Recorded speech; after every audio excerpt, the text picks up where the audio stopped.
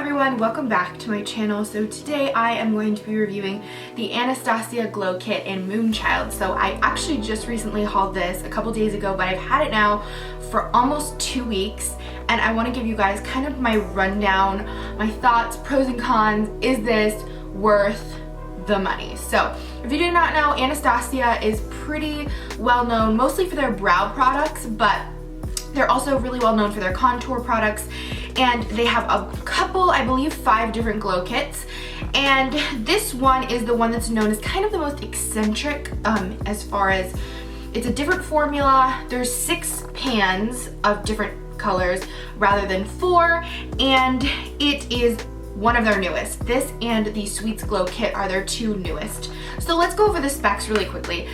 This palette right here is going to run you about $40, and there are going to be 6 pans in this rather than the 4 pans in the other glow kits. There are 4.2 grams in each one of these, and I really want to kind of get into with you guys the formulation and how I feel like they applied and my favorite way to apply them. For starters, the biggest question that I've gotten, I think, so far from purchasing this glow kit is, are those really wearable? Can I really wear these as kind of an everyday highlighter? And my answer is yeah. I mean, I've worn these as everyday highlighters. I know some people are like, oh, I want to buy that so when I go out it'll be like a cool thing to wear at night. And yeah, you could definitely wear them at night. The blues and the purples are really pigmented, but they're not something that is gonna be overpowering. It's not like when you walk down the street, you're gonna be able to see a giant line of purple down your face. I'm currently wearing a mixture of Blue Ice, Blue Moon, and Star currently, and you really can't tell that much. I mean, if you get like a side view of it, sometimes you can see the blue coming through, but it's not anything where it's really like a stripe of blue, like the new rainbow highlighters that have been really on trend lately. It's not like that. It doesn't look like a rainbow on your cheek unless you layer it enough to be that way. I would say my favorite colors in here so far have been Blue Ice, Blue Moon, and Star, because those are the ones that I feel like are the most wearable currently. Purple Horseshoe, I would say, is probably the most pigmented in here, the most purple looking. Pink Heart has a kind of greenish undertone to it, which I don't really like, and the Lucky Clover is obviously a green highlighter, and I kind of I just find green to be kind of weird on my skin tone, so I haven't used Lucky Clover very much, but all in all, I have been using this a lot. So first things I want to say are my favorite way to apply this is definitely my Morphe M510. So this is really fluffy. It looks kind of weird because I just washed it and it dried really weird, but this is just, I like the bristles on this enough when I put it on my cheek so that I'm able to, you know, get into those easy spots. And I just like the dome application of this, the sparse bristles. I feel like it doesn't pack too much onto the brush. It's a really nice natural looking highlight. So definitely my favorite way to apply it. This is pretty much my favorite brush to apply highlighters with, aside from the ColourPop one, because this is not a synthetic brush. If you are vegan, just so you know, it's not a synthetic brush. I purchased this before I went vegan. I believe it's goat hair on here, but I'm sure you can find a synthetic brush that looks kind of like this. So what I want to say is, have I enjoyed using this glow kit? Yes. Now, I will say it's really not anything that I have found to be life-changing. When I purchased this, I wasn't expecting it to be like, oh my goodness, this is so incredible, but it was really hyped up for me, and I don't think it was something that you need to have in your kit. You know, if you're somebody who loves colored highlighters and you love the look of different kinds of highlighters, you may absolutely fall in love with this palette. But for me, someone who is just looking for some nice, good highlighters, yeah, they're nice, but I think the formulation of these is incredibly, like, they're not very creamy. They're kind of like, they're incredibly powdery, and there's a lot of fallout, like kick up on your brush when you're putting it in there. And I think sometimes to get a really nice highlight for me, I have to pack it on and pack it on and pack it on. And I know I heard from a lot of people that's not the case with the other glow kits. The only reason that is the case with this one is because a lot of these are duochrome. So if you're looking for something like where you just get that wet look on your face, I wouldn't say this is for you.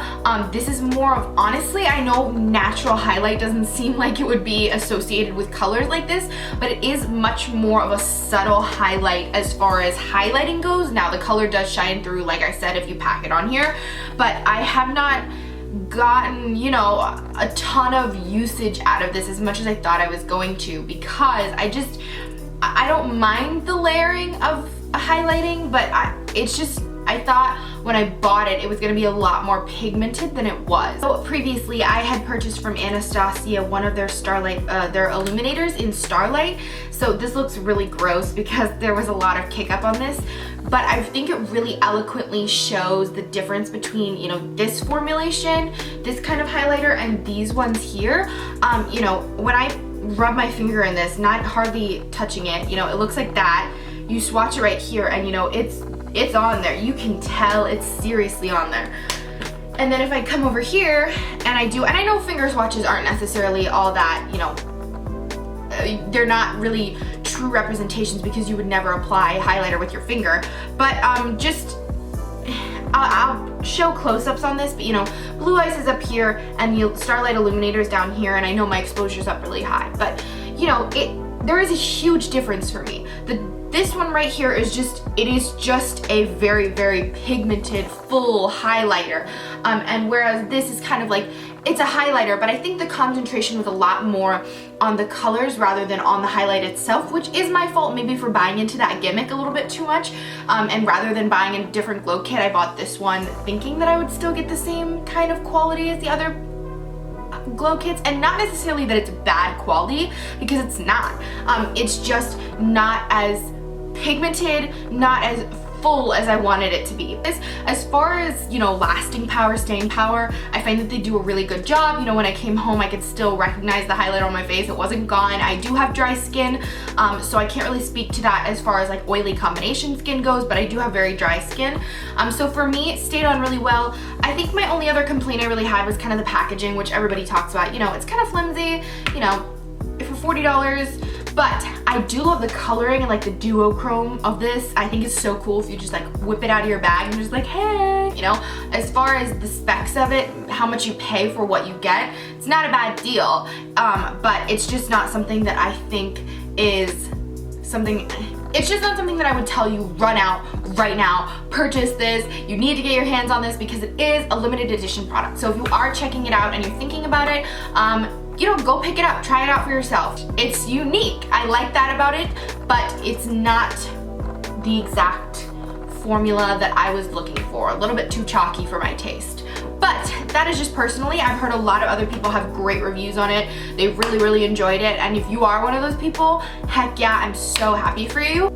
Thank you guys so much for watching this review. Leave any highlighter recommendations you have down below. I'm thinking about trying the JD Glow ones next, because I heard that's the one Trisha Paytas like her makeup artist uses on her, and I've heard that's like a really good indie brand. Even indie brands, I'm always looking for any kind of makeup. I'll support any company as long as they're cruelty free. I will support the company. So please let me know any highlighter recommendations you have. Obviously I'm very fair, so keep that in mind. But I hope you guys enjoyed this video. If you did, give it that big thumbs up, and I will see you back here later.